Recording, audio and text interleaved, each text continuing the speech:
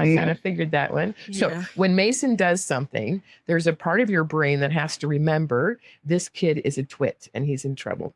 I mean, he is trouble, right? And that's your hippocampus. Remember, we talk about the hippo like the biggest animal in the zoo, and that's the biggest memory reaction you have. And it says right next door to that amygdala, uh-oh, we are here again, and this brother is trouble. And your brain doesn't stop to think through what's going to happen if I say this thing to him. It just reacts. Another way to think of it. So for you on a listening audio is if you hold up your hand like this, your thumb and your pinky are like your amygdala. They're right behind your eyes and ears, way back here in the middle of the brain.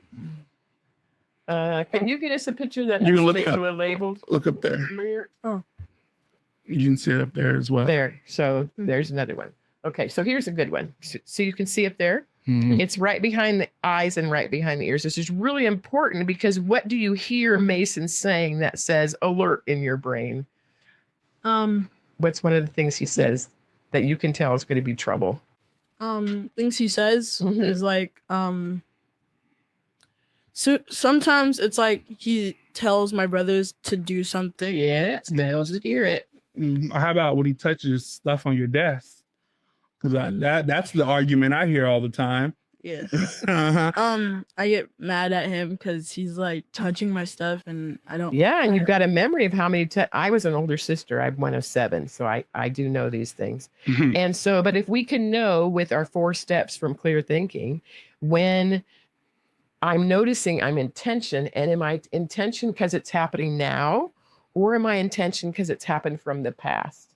And then we go to step number 2. What's step number 2 of our clear thinking? Do you remember? Step number 2 is like, step number 2 of clear thinking is look, and you can look and see if you want to like accept what's going on. Right. Step number 2 on the screen. What's the outcome of the picture without acceptance? Yeah.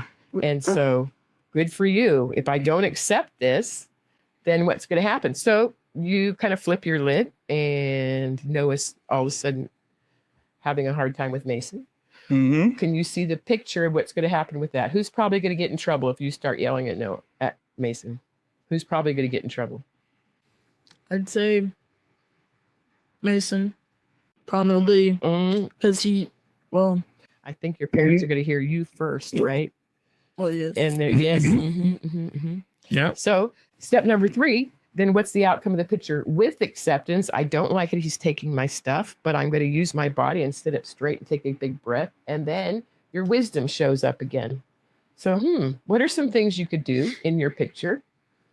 He's messing with your stuff. If you had your best brain available, what's some things you could do? I'd just probably say, like, to please not touch my stuff. Now, does your brain believe you that please don't touch my stuff is going to work? Probably not. Probably not. Probably not. How important is breathing, Noah? We talk a lot about breathing.